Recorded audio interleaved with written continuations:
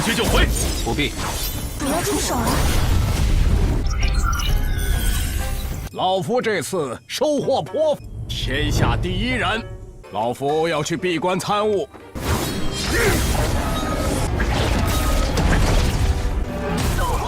撼天锤。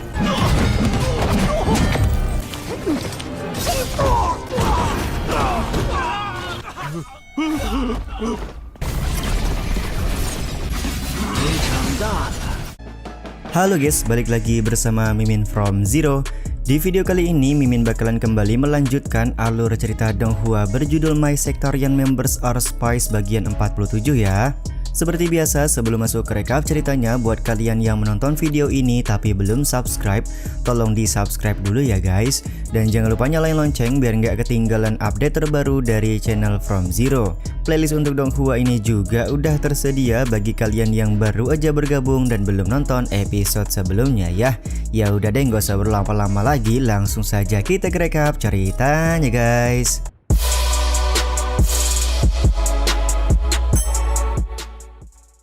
Cerita dimulai dengan ratusan sekte yang sudah mengepung serta melakukan serangan kepada sekte Sunlong.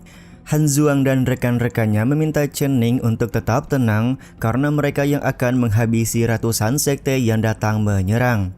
Akan tetapi Chen Ning berencana turun sendirian menghadapi ratusan orang yang mengepung sekte Sunlong. Bang MC langsung meminta Jiangsu untuk segera bersiap karena semua orang yang menyerang sekte Sunlong akan mereka jadikan sampel. 去就回，不必。不要出手啊！ Dengan menggunakan kekuatan resonansi Biwei yang sudah disempurnakan, Jiangsu berhasil membunuh puluhan orang. Belum cukup sampai di situ saja, Jiangsu dan Chen Ning juga memancing ratusan orang untuk masuk ke dalam perangkap. 他们都进来了。 Setelah semua orang masuk ke dalam perangkap, Chen Ning lekas mengeluarkan artefak ilahi nomor 1 untuk membantai mereka semua. Sembari melakukan pembantaian, Jiangsu juga selesai menganalisa bahwa orang-orang yang menyerang sekte Sunlong merupakan sistem yang membawa virus ganas. Dengan kata lain, sebenarnya orang-orang ini sudah dikendalikan oleh Kaisarian. Sementara itu, Xiao Mei merasa kalau Chen Ning sudah melindunginya dari serangan orang-orang tersebut. Akan tetapi Chang Yu meminta Xiao Mei untuk tidak kepedean karena Chen Ning sedang tidak melindungi Xiao Mei pada saat ini. Di saat yang sama, Han Zuang begitu kagum dengan kekuatan Chen Ning, bahkan dia tidak ragu menyebut kalau Chen Ning lebih kuat ketimbang ketua sekte sebelumnya. Sementara itu di aula sekte Sunlong, Lin Xiaotian masih ditemani oleh sistem sedang menggali lubang yang begitu dalam. Entah sampai kapan Lin Xiaotian akan berhenti karena tidak ada perintah pasti dari Chen Ning. Sementara itu di alam langit surgawi, Qilian sedang berusaha mendapatkan apa yang dia inginkan dari ketua sekte ketiga. Meskipun sudah berusaha membuat cerita menarik, tapi Qilian tampak ingin menyerah karena sudah banyak membuat cerita tapi tidak ada satupun cerita yang disukai oleh ketua sekte ketiga.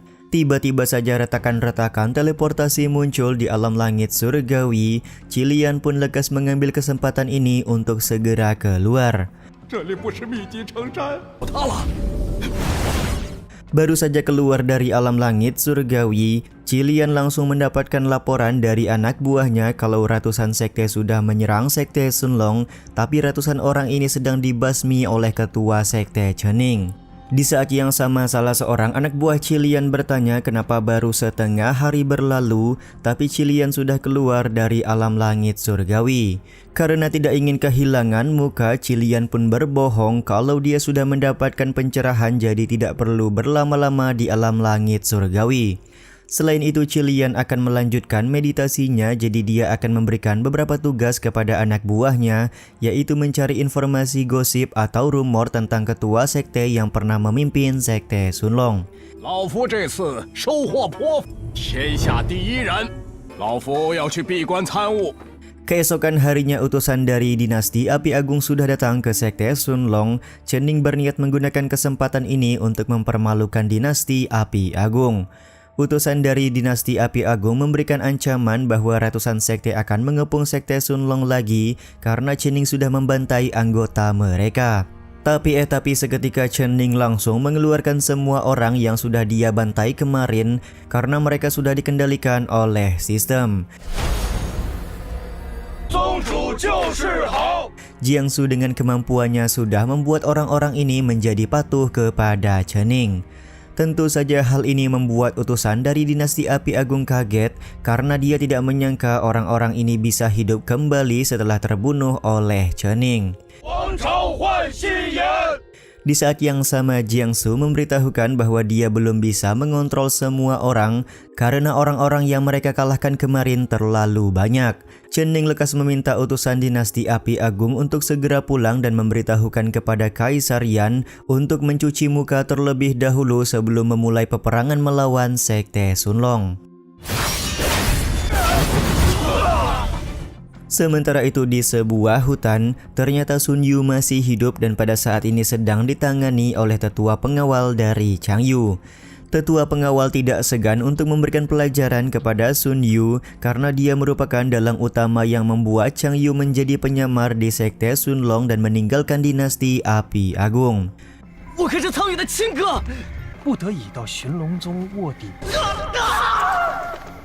Singkat cerita, para pengawal dari Chen Ning sedang berhadapan dengan pasukan dinasti Api Agung. Terlihat Perdana Menteri dinasti Api Agung akan menghadiahkan 10.000 koin emas kepada siapapun yang berhasil membunuh pengawal Chen Ning.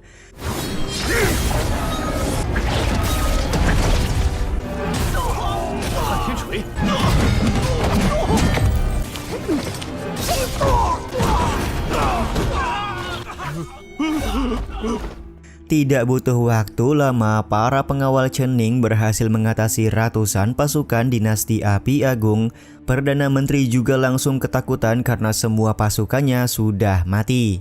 Perdana Menteri memohon ampun kepada Chen Ning agar membiarkan dirinya hidup, akan tetapi Chen Ning tidak memberikan ampunan dan meminta para pengawalnya untuk membunuh semua pasukan dinasti Api Agung yang masih melawan serta menolak menyerah.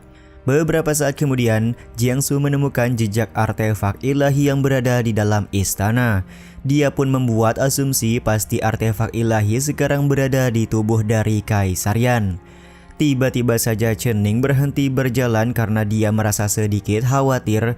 Kekhawatiran Chen Ning ini disebabkan oleh Chang Yu yang merupakan anak dari Kaisar Yan. Jika Bang MC membunuh Kaisar Yan, maka dia pasti akan merasa bersalah kepada muridnya sendiri. 先宝，走啊，杀进皇宫啊！康月，有事求见师傅。走。都叫你走。 Chen Ning dan Chang Yu pun kemudian berbicara di dalam sebuah ruangan. Chen Ning menyampaikan kalau dia tidak akan membunuh Kaisar Yan jika Kaisar Yan menyerah kepada Sekte Sunlong. Akan tetapi Chang Yu menyanggah ucapan Chen Ning karena dia sendiri mempersilahkan Chen Ning untuk membunuh Kaisar Yan.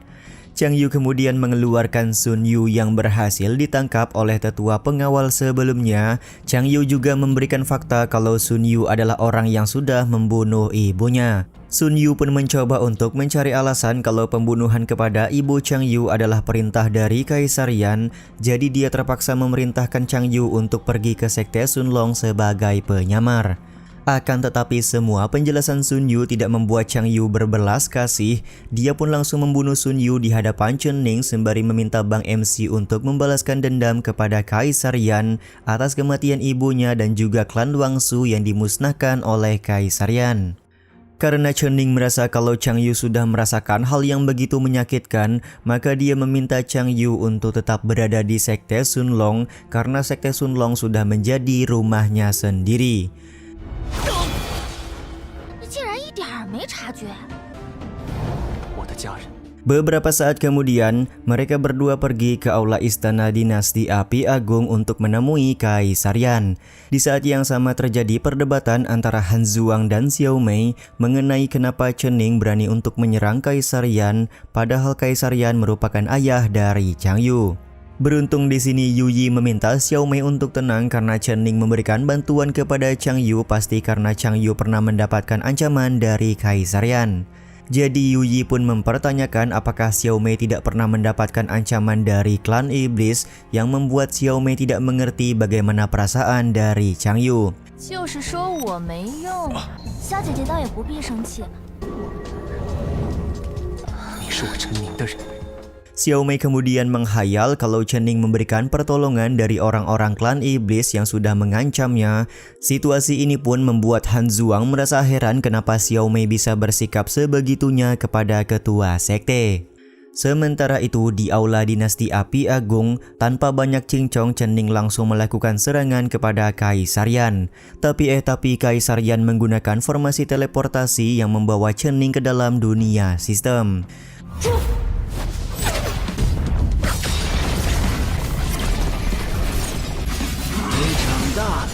Selagi Chen Ning sudah masuk ke dalam dunia sistem, mau tidak mau Chang Yu harus melawan Kaisar Yan sendirian.